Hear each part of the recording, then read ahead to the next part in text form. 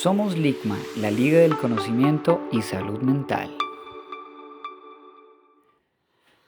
Muy buenos días, yo soy Miguel Bautista, soy psicólogo y hoy les doy la bienvenida nuevamente al podcast de LICMA. Esto es Psicología para Todos. Es un espacio donde buscamos darles el conocimiento de forma fácil para acercarlo cada vez más a la vida real. Hoy vamos a continuar con la segunda parte de nuestra serie de programas que vamos a estar haciendo sobre grandes corrientes de la psicología, corrientes teóricas. Hoy, esta vez, nos vamos a adentrar en una de las más influyentes y controvertidas, el conductismo, la llamada psicología de primera generación. Recuerden que en el episodio anterior hablamos a forma general del cognitivo-conductual. ¿Y por qué empezamos por ahí?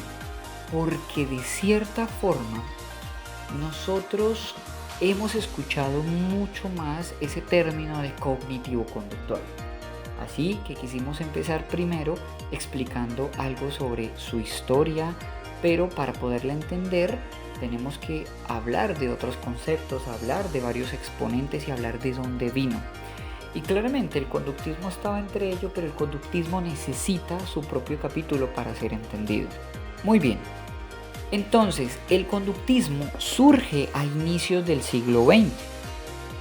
Para hablar de los inicios, hablamos desde 1900, como una reacción frente a la introspección subjetiva que predominaba en la psicología experimental. Su propuesta era muy clara, pero era también muy radical, y era que la psicología tenía que estudiar solamente lo que se puede observar, solo lo que se mide objetivamente, la conducta. Hablar de emociones, hablar de pensamientos, hablar de procesos internos era considerado como algo que no era confiable, que era incluso irrelevante. Y ahí es donde nace una psicología basada en el comportamiento que solamente se observa y en las leyes del aprendizaje. Aquí vamos a hablar de nuestro primer exponente o de uno de los pioneros muy fundamentales, que fue Iván Pavlov. Él fue un fisiólogo ruso que, sin ser psicólogo, él cambió para siempre esta ciencia. Pavlov descubrió el condicionamiento clásico y quiero que empiecen ahí a tomar nota, quiero que empiecen a analizar, a aprender unos conceptos nuevos. Vamos a hablar del condicionamiento clásico, que se dio mientras él estudiaba la salivación de los perros. Resulta que él observó que si cada vez que él les ofrecía comida a los perritos, él cuando hacía eso, él hacía sonar una campana y los perros comenzaban a salivar solo al escuchar la campana. ¿Pero por qué? Porque ellos ya habían asociado un estímulo neutro, que en este caso era el sonido. ¿Por qué es neutro? Porque pues era solo sonido, no iba a producir nada en el animal. Y lo asociaban con un estímulo incondicionado, que era la comida. Entonces él lo hizo tantas veces que él les daba comida, les hacía sonar la campana y ellos pues salivaban porque iban a comer. Pero resulta que no solamente la salivación se quedó con la comida, sino que cuando sonaba la campana, el perro inmediatamente salivaba sin tener la comida. Y así nace el concepto de la respuesta condicionada, que en este caso sería la salivación al escuchar el estímulo neutro. Ahora, llevemos esto a la vida real. ¿Alguna vez ustedes han sentido hambre solamente al ver el logo de un restaurante o del restaurante donde ustedes comen? ¿O a veces les ha dado ansiedad cuando escuchan una notificación o un tono de notificación de su celular, tal vez de alguien que ustedes esperan o de alguien que conocen? Bueno, pues eso es el condicionamiento clásico. Su cuerpo, su mente están entrenados para reaccionar automáticamente a varios estímulos o a ciertos estímulos, incluso sin que ustedes se den cuenta. Ahora, más adelante, otro gran exponente fue el psicólogo estadounidense Skinner. Bruce Frederick Skinner, y él llevó esta teoría mucho más lejos y desarrolló otro tipo de condicionamiento, o digamos que lo descubrió, que se llama el condicionamiento operante. Mientras Pavlov hablaba de una respuesta automática, ¿sí?, Skinner ya se estaba centrando en cómo las consecuencias de una conducta aumentaban o disminuían la probabilidad de que esa conducta pues se fuera repitiendo. Aquí entran dos conceptos claves y entonces pasamos a una segunda parte, que es el condicionamiento operante, en donde se habla del refuerzo y se habla del castigo. Entonces no nos confundamos. Primero, condicionamiento clásico era el encargado de hablar de los estímulos condicionados, incondicionados, o los estímulos también neutros. Y al hablar del condicionamiento operante ya hablamos es de refuerzo y de castigo. ¿Qué es el refuerzo? Pues es todo aquello que hace que una conducta se repita. Puede ser positivo, que es cuando añadimos algo agradable, como dar un elogio o una recompensa. O puede ser negativo, que es cuando quitamos algo que es molesto, como apagar un ruido molesto al apretar un botón, por ejemplo, o calmar un dolor. Ahora, ese es el refuerzo. Por su parte, el castigo, en cambio, busca disminuir una conducta o eliminarla o quitarla. Puede ser positivo, que es añadir una consecuencia desagradable como dar un regaño, o puede ser negativo, como quitar algo agradable, como restringir el acceso, por ejemplo, a internet.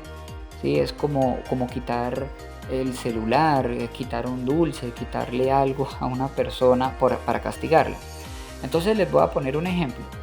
Si un niño recibe una estrella dorada cada vez que él hace su tarea, eso es un refuerzo positivo. Lo están reforzando para que su conducta se siga desarrollando. Recuerden que el refuerzo busca siempre que la conducta que queremos reforzar se siga repitiendo. Si nosotros evitamos una multa por pagar a tiempo, pues estamos ante un refuerzo negativo, ¿sí? Entonces yo digo, yo no quiero que me multen, tengo un recibo por pagar y si no lo pago, pues me va a llegar más caro, o me van a poner una multa, o me van a cobrar la reconexión. Entonces, para que yo evite eso, porque me van a castigar por no pagar a tiempo, entonces yo pago rápido, y a esto se le llama refuerzo negativo. Si al llegar tarde al trabajo a ti te regañan, recibes una amonestación, a esto se le conoce como castigo positivo, ¿sí? ¿Por qué? Porque se te está dando algo que es el regaño para que dejes una conducta que no le gusta a la persona, en este caso para que dejes de llegar tarde.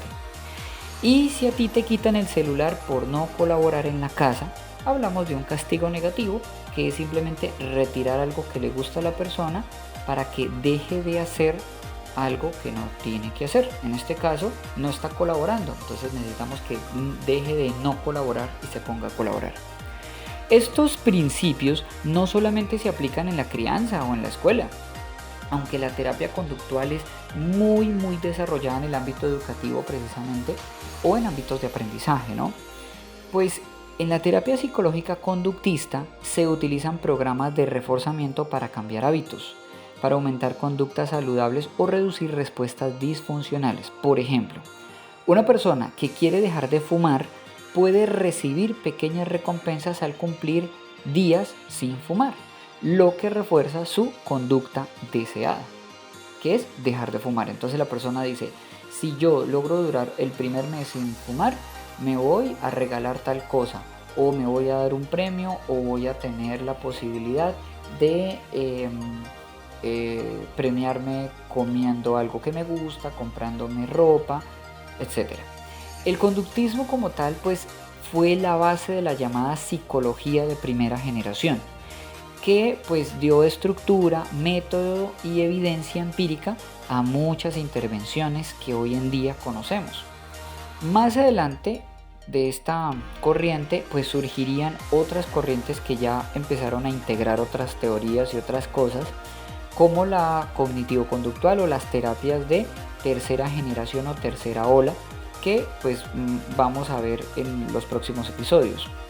En el próximo episodio, en el tercero. El legado conductista actualmente sigue vigente en muchas técnicas que nosotros seguimos utilizando en la psicología.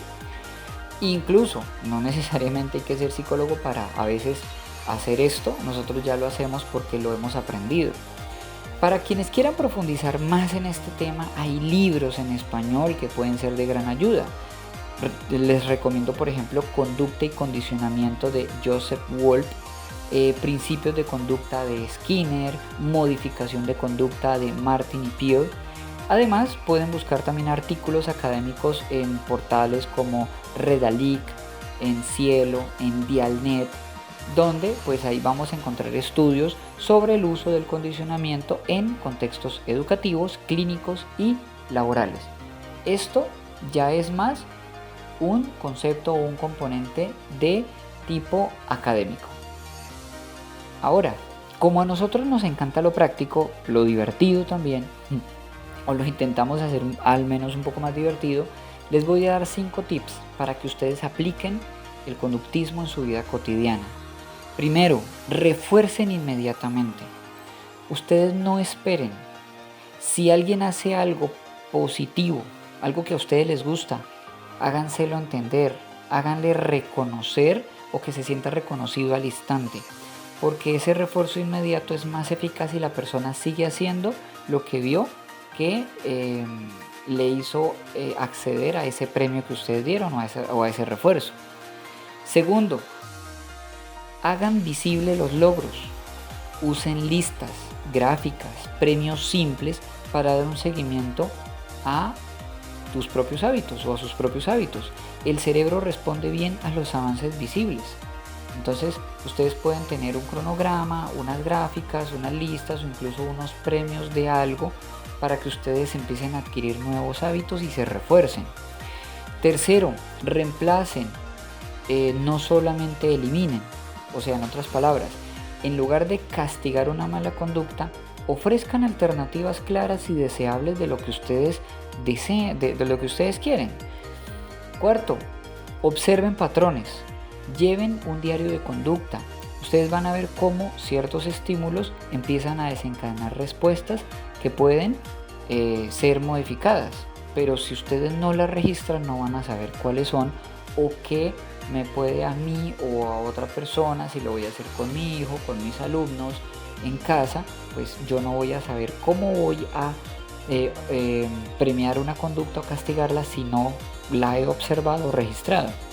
Y quinto, refuércense a ustedes mismos, celebren sus logros. Pequeñas recompensas cuando cumplan metas ayudan muchísimo a mantener la motivación. Como curiosidad, resulta que, les cuento, ustedes sabían que Skinner diseñó algo que se llamaba caja de condicionamiento, y era que habían ratas que aprendían a presionar una palanquita para ellas obtener comida. Recuerdo que incluso en la universidad a veces se daban ciertos ejercicios donde tenías que conseguir también tu rata para poderla condicionar.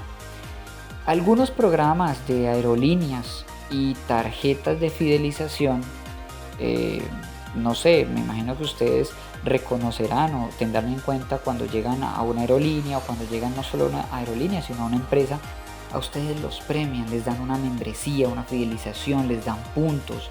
Bueno, esto está basado en principios de reforzamiento intermitente que mantienen nuestra conducta enganchada al recibir recompensas impredecibles. No lo esperábamos y me dieron un puntaje o me dieron millas o me hicieron miembro de, ¿cierto?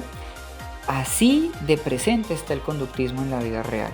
Esto fue una producción del ICMA donde queremos darles el conocimiento de forma más fácil, deseamos promover su salud mental también, y recordando siempre que el conocimiento es poder y que el conocer nuestra historia nos va a ayudar a no repetir más los errores que se han cometido y sí a continuar más los aciertos. Yo soy Miguel Bautista y esto fue Psicología para Todos. Suscríbanse y compartan y recuerden, nos falta un episodio más. Nos escuchamos en ese próximo episodio. Chao.